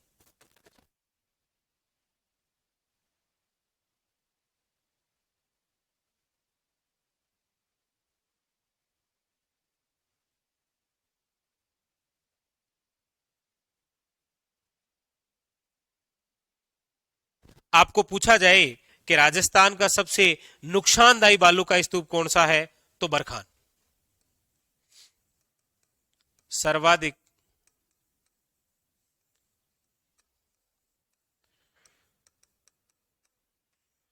नुकसानदायी बालू का स्तूप भी यही है। अब यहां पर याद रखिएगा, प्राचीन बरखान पूछा जाए कि प्राचीन बरखान कहां बनते थे, याद रखिएगा, जैसलमेर में। प्राचीन बरखान कहां बनते थे? जैसलमेर में। लेकिन नवीन बरखान कहां बनते हैं आजकल? याद रखिएगा, शेखावटी में। कहां बनते हैं? शेखावटी के अंदर। Very very important. अब ये अनु सॉरी बरखान जो बालू का स्तूप है, इसके प्रमुख क्षेत्र कौन कौन से हैं? तो हम बात करें तो देखिए, भालेरी था। भालेरी कहां पर है? चूरू। इसके अलावा पहले नीम का थाना शिक्कर था, अब नीम का थाना स्वयं हो गया। ठीक है, नीम का थाना। पहले बालोतरा बाड़मेर था, अब बालोतरा स्वयं जिला हो गया, बालोतरा। पहले ओशिया था जोधपुर में, अब ओशिया जोधपुर ग्रामीण में है। ठीक है, तो ओशिया लिख दूं, कोष्टक में जोधपुर ग्रामीण लिख देता हूं, जोधपुर ग्रामीण।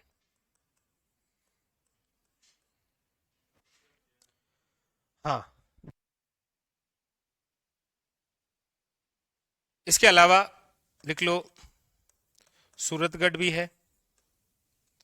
सूरतगढ़ को रहने दो आप, ये लिख लो। ठीक है, अच्छा पीछे से लिखना है ना। हाँ, ये ला, हाँ, ये लिखो। सर्कल की क्लास वाली वीडियो और पीडीएफ कंप्लीट अपलोड नहीं हुई है, मैंने तो मैसेज कर दिया है, तो रवि अभी आपको टेक्निकल टीम जवाब देगी। वो कई बार क्या होता है रवि कि आपके मोबाइल में भी स्पेस कम होता है ना, तो वो आपको इतना ही दिखता है। ठीक है, तो ये आपको अपने आप दिख जाएंगे। फोन में स्पेस होना चाहिए ना, तो वो अदर कोई वीडियो है तो उनको डिलीट करो तो आपको पूरा दिख जाएगा।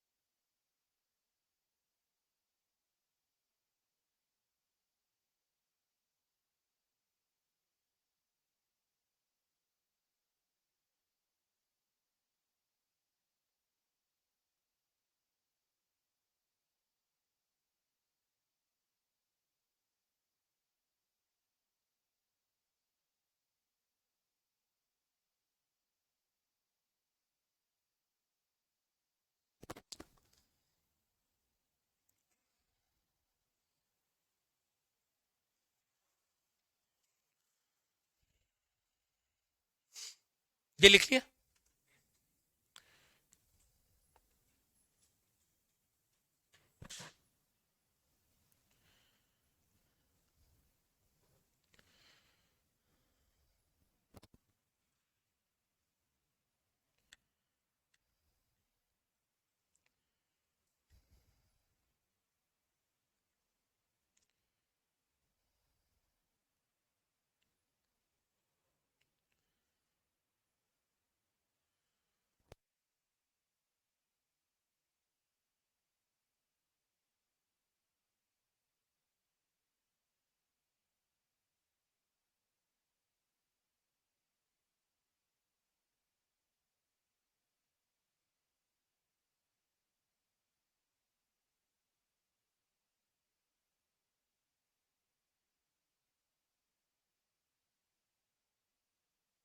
लिख लिया।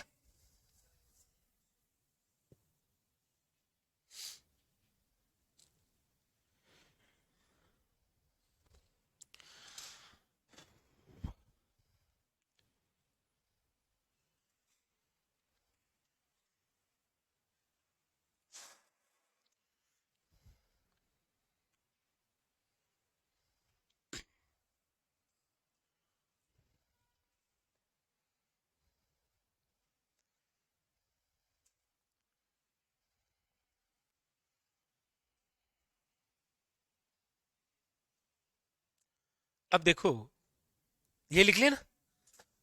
अब देखो, एक जगह हमने, एक बार देखिएगा, सहित सहित वही लिखा क्या? हाँ, यहां देखो, एक बार देखो, ये जो लाइन लिखी है ना कि सभी प्रकार के बालों का स्तूप, यहां जोधपुर नहीं, जोधपुर ग्रामीण करिए आप। ठीक है, ग्रामीण करना आपको, क्योंकि जोधपुर तो अब केवल शहर रह गया ना, और शहर में कहां मिलेंगे रेत के टीले। यहां जोधपुर ग्रामीण करना आपको। ठीक है, यहां पे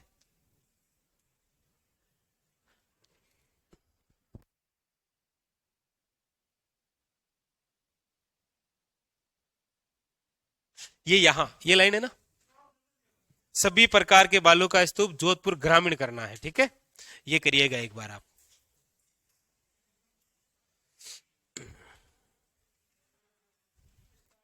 लिख लिया सभी ने? ये चेंज कर लिया, जोधपुर ग्रामीण।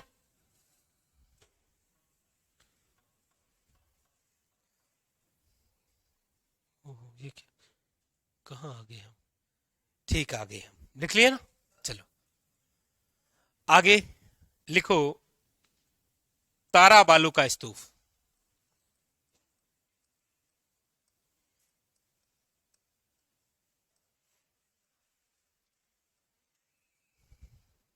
तारा बालू का स्तूप,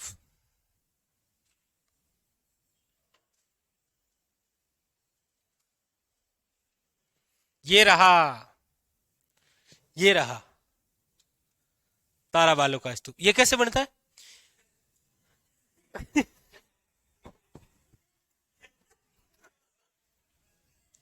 यहाँ रील्स बननी चाहिए थी।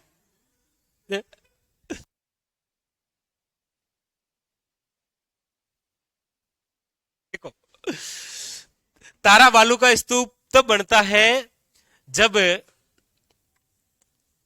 हवाओं की दिशा बार बार बदलती है। हवा इधर से चलते चलते अचानक इधर से चल गई, पहले इधर से चली और फिर इधर चल गई, तो ये बीच में बन गया। फिर अचानक से फिर बदल गई, फिर बदल गई, फिर बदल गई। यानी कि हवाओं की दिशा का बार बार बदलना किस बालू का स्तूप का निर्माण करता है? और फिर इसका आकार भी कैसा है? हवाओं की दिशा बदलते बदलते तारे के समान जो बालू का स्तूप बनता है, उसे आप क्या बोलते हैं? तारा बालू का स्तूप। और यह आपको प्रदीप सर्वाधिक दिखाई देगा सूरतगढ़ में। ठीक है, तो लिखो, हवाओं की दिशा का बार बार बदलना, हवाओं की दिशा का बार बार बदलना। दूसरी बात, तारे के समान बालू का स्तूप, तारा बालू का स्तूप कहलाता है। क्षेत्र की यदि मैं बात करूं तो सर्वाधिक तो है सूरतगढ़। सूरतगढ़ कहां पर है? श्री गंगानगर। और इसके अलावा आपको याद रखना है पोकरण, मोहनगढ़, जो कि दोनों ही कहां पर है? जैसलमेर।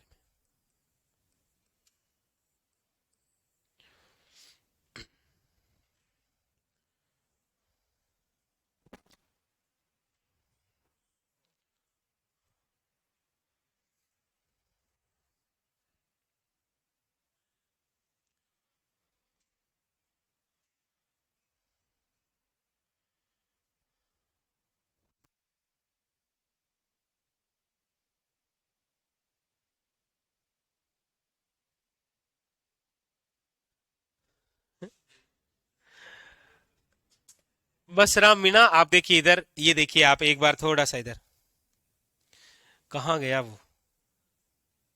वो गया यहां, ये देखिए सीप बालू का स्तूप किस प्रकार का बालू का स्तूप है? अब अनु दे दे रही है बालू का स्तूप में जो डिटेल लिखी हुई है वो सब इसी की है।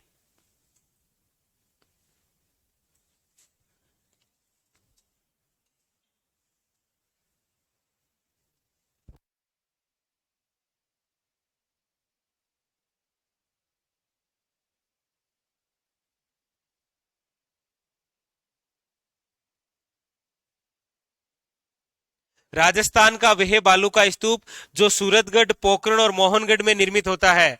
ऑप्शन आएगा तारा बालू का स्तूप, जो हवाओं की दिशा बदलने के साथ तारे के समान बन जाता है। वो क्या कहलाता है? तारा बालू का स्तूप। कौन सा बचा है? पेराबोलिक बालू का स्तूप। इसने तो एक ही बार हंगामा किया, बाकी इससे कोई क्वेश्चन आया नहीं। ये संपूर्ण मरुस्थल के अंदर मिलता है आपको। 2015-16 के आसपास कोई पेपर हुआ होगा राजस्थान पुलिस का, उसमें पूछा गया था कि महिलाओं की हेयरपिन के समान बनने वाला बालू का स्तूप। महिलाओं की हेयरपिन आती है ना, एक ब्लैक ब्लैक से आती है, जिसको ऐसे दबाने पर कट कट कट किया है। किसी के पास नहीं? कि नहीं है? कल लाऊंगा मैं, कल लेके आऊंगा। ब्लैक ब्लैक से आती है। अब पहले साड़ियों में वगैरह लगाते हैं, लेकिन अब बालों में भी ऐसे लगाते हैं। उसको ऐसे लगा के ऐसे दबा देते हैं, टक। इतना अनुभव आपको कैसे? क्या हंस रहा? तो ऐसा,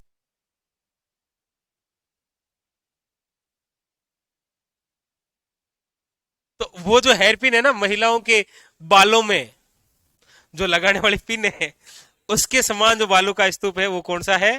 पेराव। वैसे मुझे याद है उस किसी एक हॉल में रखी हुई है वो पिन। मैं रखी हुई है, सच में रखी हुई है कहीं पर।